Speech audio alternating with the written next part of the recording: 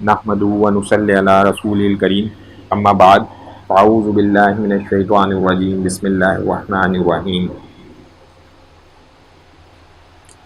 آج انشاءاللہ dose number 14 کے اوپر بات کریں گے۔ بہت ہی اہم اور انفارچونیٹلی آج کل کے دور میں ہم بالکل اس کی اہمیت کو کھو بیٹھے ہیں۔ انشاءاللہ کہنے کی اہمیت کے اوپر بات کریں گے۔ تو میں یہاں کے اوپر سورہ کہف آیت نمبر 24 اور 23 اس کا ترجمہ آپ لوگوں کے سامنے پڑھتا ہوں۔ اور اے پیغمبر، کسی بھی کام کے بارے میں کبھی یہ نہ کہو کہ میں یہ کام کل کر لوں گا، ہاں یہ کہو کہ اللہ چاہے گا تو کر لوں گا، اور جب کبھی بھول جاؤ تو یاد کر لیا کرو۔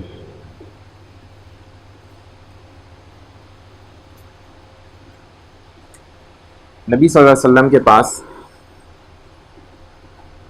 یہودی آئے اور ان سے پرانے دور کی چیزیں پوچھا کرتے تھے، جن کا نبی صلی اللہ علیہ وسلم کے پاس علم مشکل، مطلب ان کو پتہ تھا اس کا علم ان کے پاس نہیں ہو سکتا۔ تو ان کے پاس آئے اور ان سے 3 سوال کیے انہوں نے۔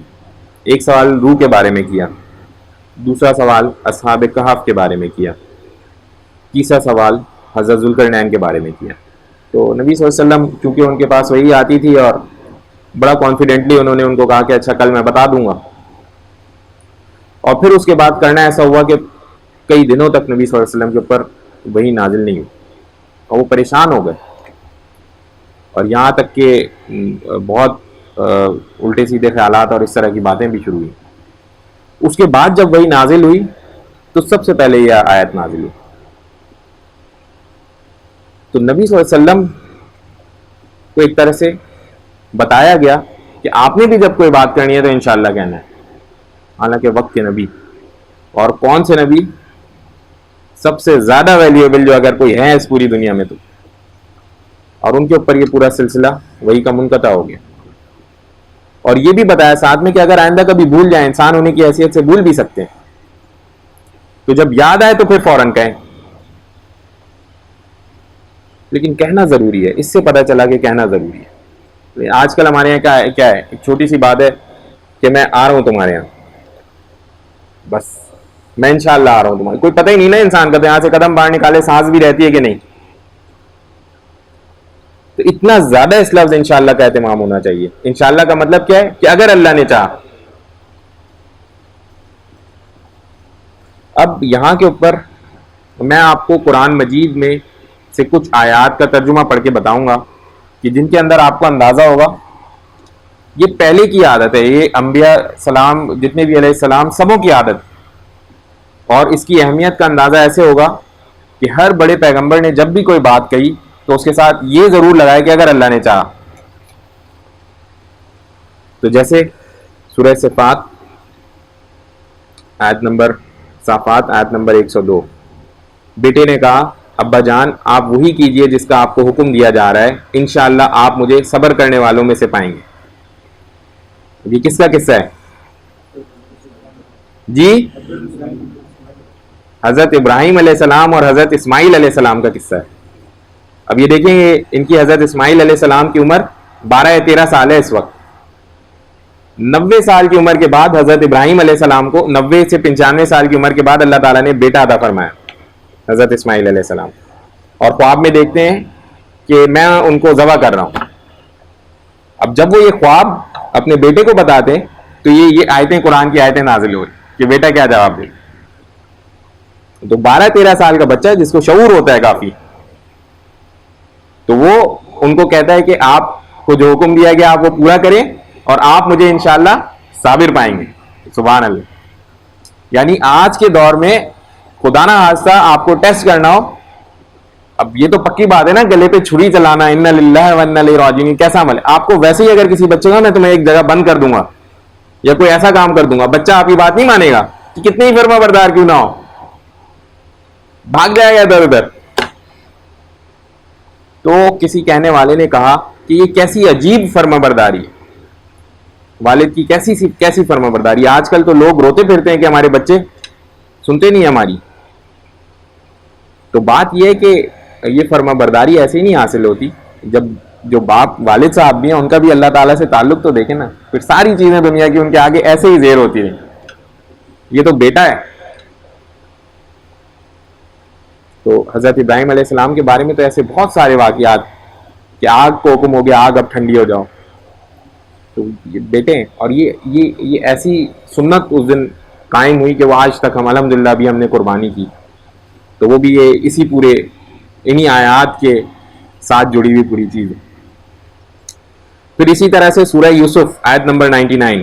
پھر جب یہ سب لوگ یوسف کے پاس پہنچے تو انہوں نے اپنے والدین کو اپنے پاس جگہ دی اور سب سے کہا کہ آپ سب مصر میں داخل ہو جائیں جہاں انشاءاللہ سب چین سے رہیں گے. اب یہ کون سا قصہ ہے؟ یہ حضرت یوسف علیہ السلام کا قصہ ہے.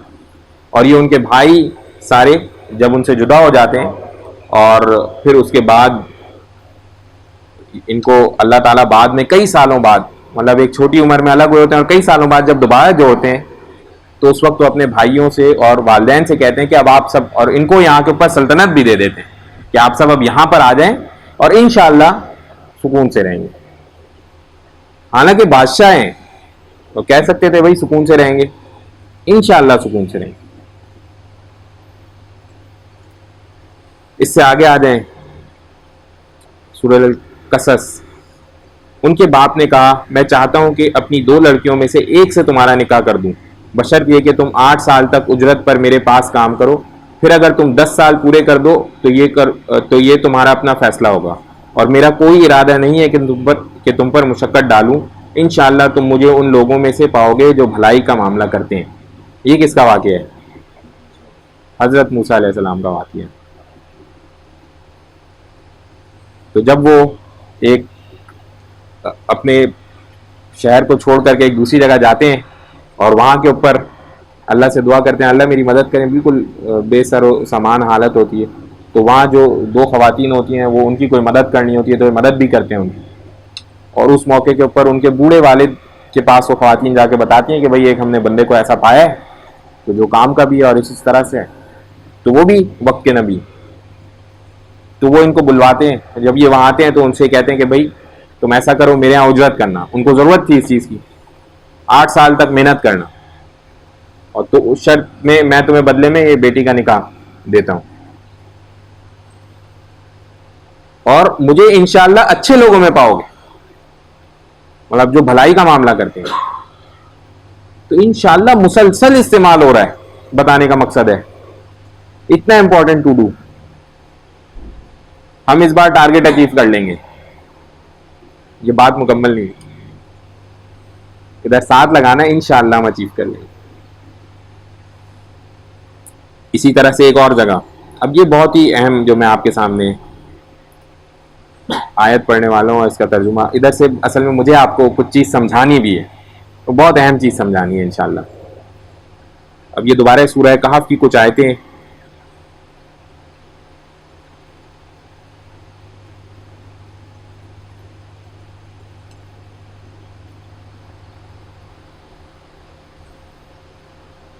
موسیٰ علیہ السلام نے کہا انشاءاللہ آپ مجھے صابر پائیں گے اور میں آپ کے کسی حکم کی خلاف ورزی نہیں کروں گا. یہ سورہ کہف میں حضرت موسیٰ علیہ السلام اپنی قوم کے ساتھ خطاب کر رہے تھے.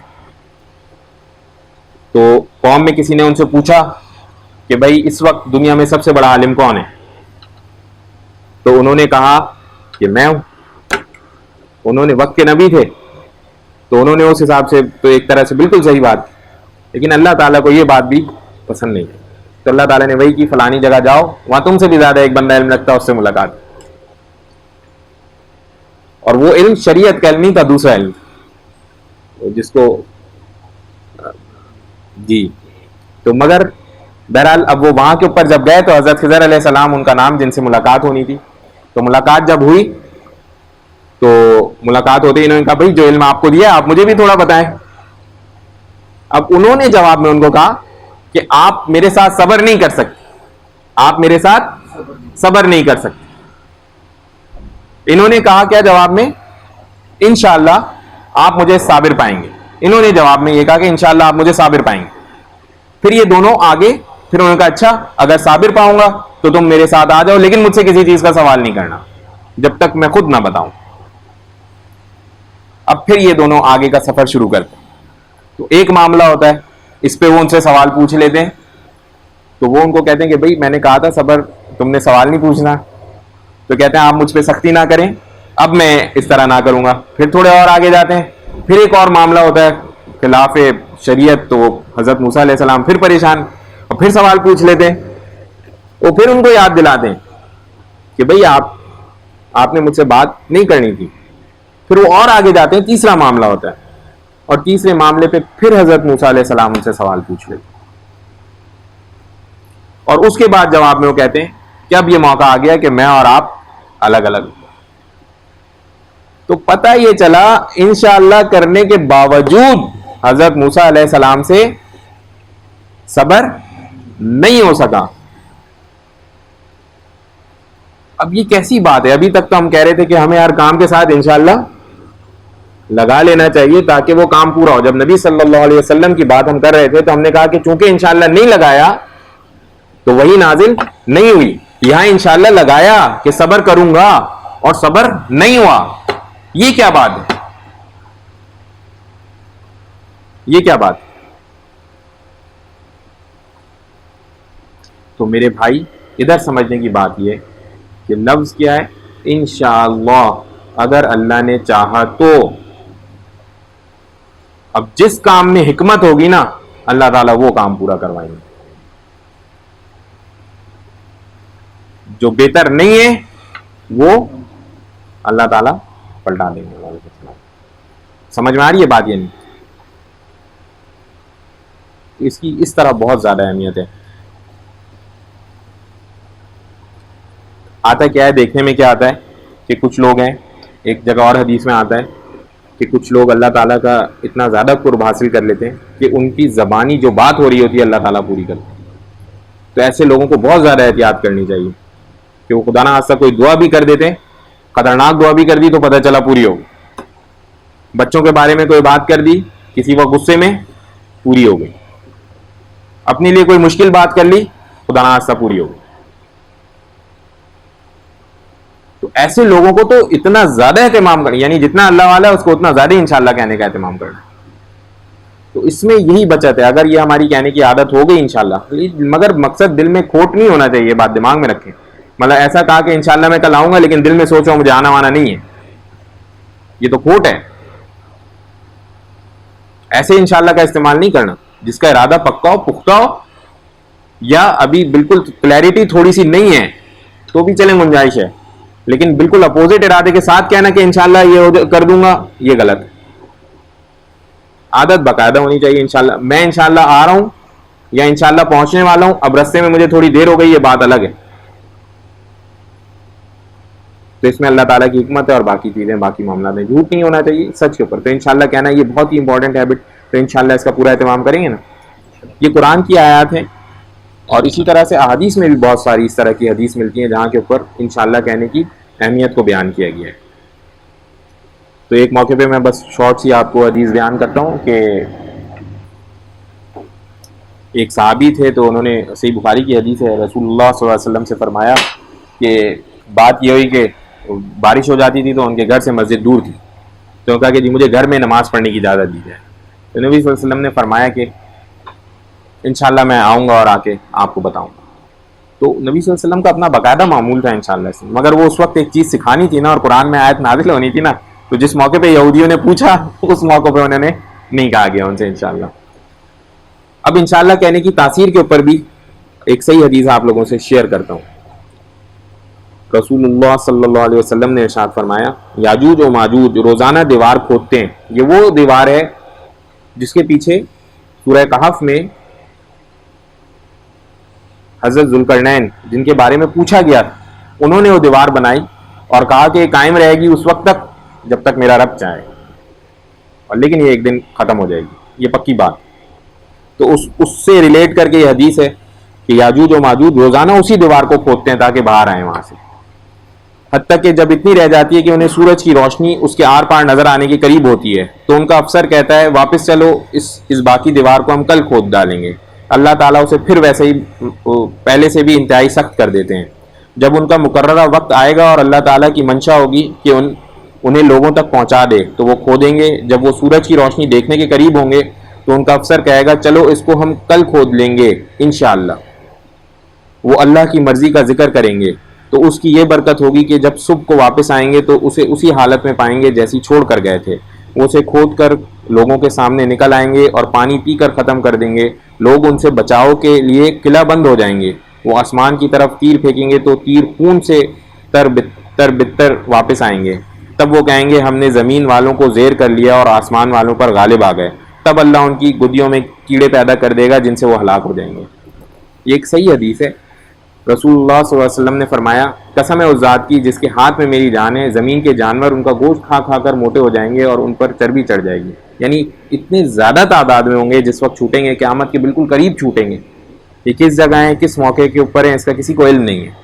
اور سورہ کہف کی آیت جس کے اندر حضرت ذوالقرنین نے یہ دیوار بنائی اور کہا کہ تانبا اس کے اوپر پگھلا ہوا ڈالا گیا, تو کسی نے کہا کہ تانبے کی خصوصیت یہ ہے کہ جب اس کو یہ ہوا لگتی ہے تو اس کا رنگ تبدیل ہوتا جاتا ہے اور تقریباً ہرا جیسا رنگ ہو جاتا ہے اس کا. کسی سائنٹیفک ریسرچ سے بیک بھی کیا ہوا انہوں نے. تو اس وقت اگر یہ دیوار کہیں موجود بھی ہوگی تو اس کا رنگ اس قدر ہرا ہوا ہوگا کہ شاید دیکھنے میں ہمیں پہاڑ لگے, دیکھنے میں اس طرف سے ہمیں ہرا بڑا پہاڑ لگے, تو اس کو نہیں پہچانا جا سکتا کس جگہ کیسے موجود ہے. بہرحال قیامت کے قریب وہ کھول دی جائے گی. تو یہ انشاءاللہ کہنے کی اہمیت ہے اور یہ بہت زیادہ ہمیں اس کا اہتمام کرنا چاہیے. انشاءاللہ کوشش کریں گے نا اس کی پوری. دعا کر لیتے ہیں. یا ارحم الراحمین یا ارحم الراحمین یا ارحم الراحمین. اللہم صلی علی محمد وعلی آل محمد. اللہم اعنی علی ذکرک و شکرک و حسن عبادتک. یا اللہ اپنی سچی محبت عطا فرمائے. یا اللہ نبی صلی اللہ علیہ وسلم کی کامل اتباع عطا فرمائے. جو غلطیاں گناہ کوتاہیاں ہوئی ہیں محض اپنے فضل و کرم سے معاف فرمائے. سمعنا واطعنا غفرانک ربنا والیک المصیر برحمتک یا ارحم الراحمین.